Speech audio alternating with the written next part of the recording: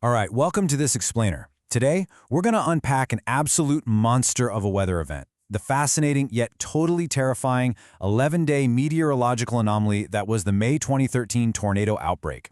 This wasn't just a bad, stormy afternoon.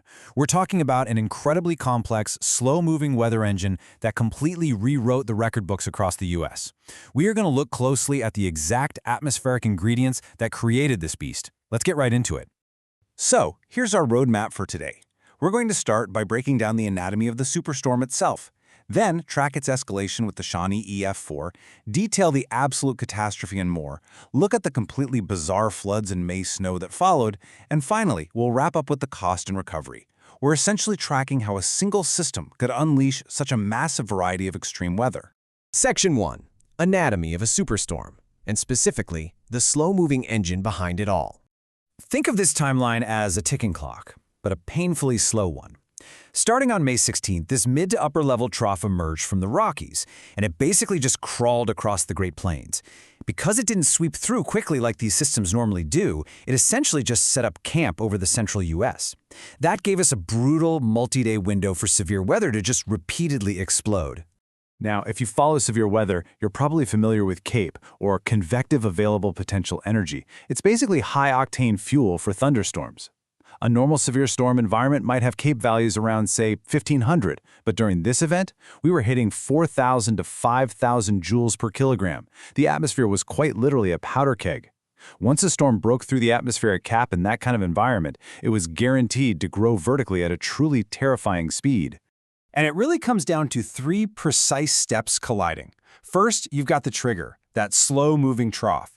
Second is the fuel, this massive plume of deep, aggressive moisture pulling straight up from the Gulf of Mexico, pushing dew points way up into the 70s.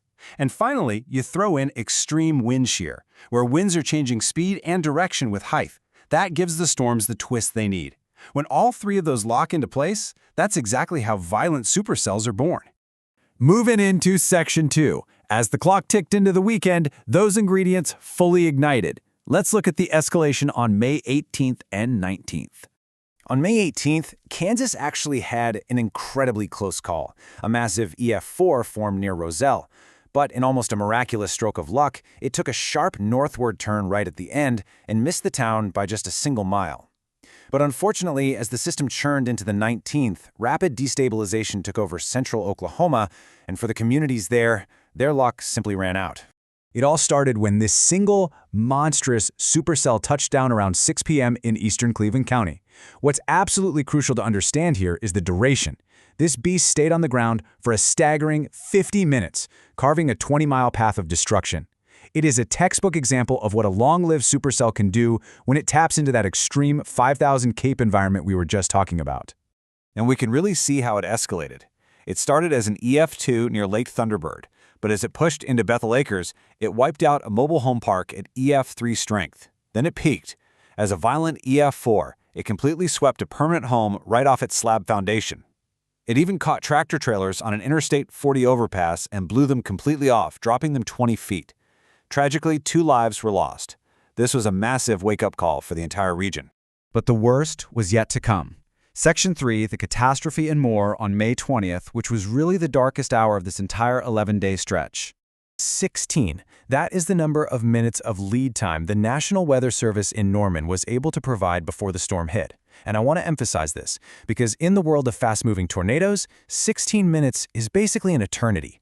Forecasters saw this explosive development on radar just southwest of the city, and their lightning-fast decision to issue a warning undoubtedly saved countless lives. Because despite those warnings, the monster that touched down in Newcastle and ripped into Moore brought peak winds estimated between 200 and 210 miles per hour. That firmly puts it at the very top of the scale, an EF5. The power of a 200-mile-per-hour wind is, frankly, almost incomprehensible.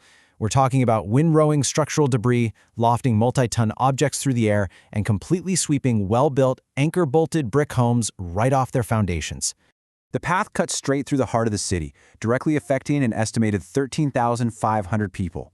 Thousands of structures were just flattened.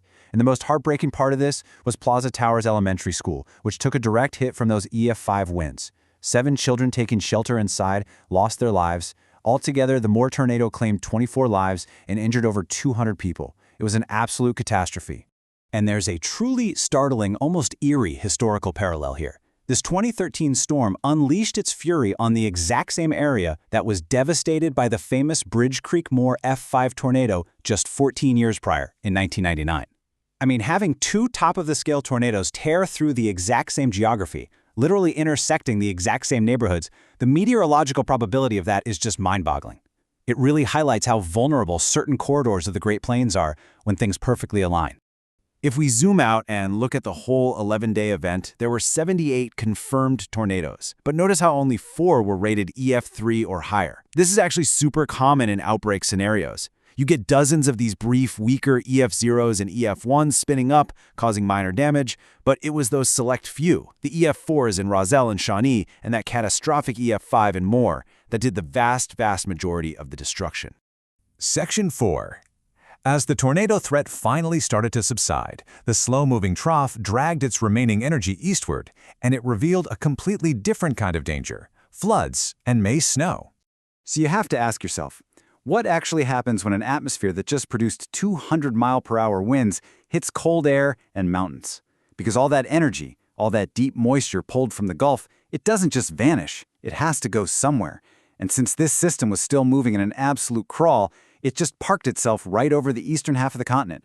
And the result? Catastrophic water dumping. We're talking states of emergency, washed-out bridges in Vermont, and extreme flash flooding nationwide. Up in North Dakota, they got slammed with an incredible 9.5 inches of rain. They actually had to evacuate 1,300 people because they feared the Renwick Dam was on the absolute brink of collapsing. Over in Minnesota, the ground was so saturated it gave way, causing a tragic landslide that took 2 more lives. The sheer volume of water squeezed out of the system was historic. But here's where it gets really bizarre.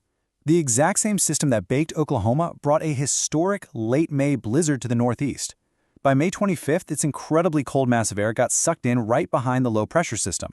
Just imagine that for a second. You're tracking a deadly, sweltering tornado outbreak on the news one week, and the very next week you're literally shoveling your driveway just days before June.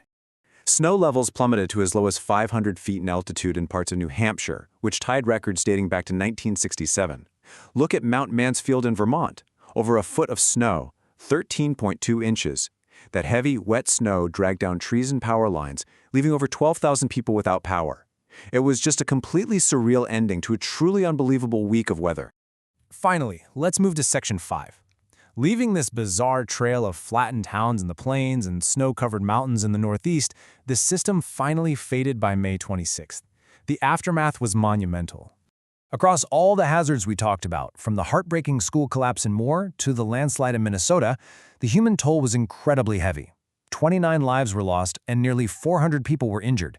Obviously, Oklahoma bore the absolute brunt of this, taking 26 of those fatalities directly from the Shawnee and Moore supercells. But seeing injuries spanning across states like Illinois, Kansas, New York, and Tennessee really illustrates the massive geographic footprint of this 11-day storm. The damages were staggering, estimated somewhere between $2 and $5 billion, making it one of the costliest severe weather events on record. But to end on a slightly more positive note, the recovery effort was swift and highly organized. President Obama signed a major disaster declaration to unlock federal aid, and organizations like the Red Cross immediately stepped up, providing $15 million in non-governmental donations. They set up shelters, fed first responders, and got crucial immediate relief to thousands of displaced families. So, as we wrap up this explainer, I want to leave you with a thought.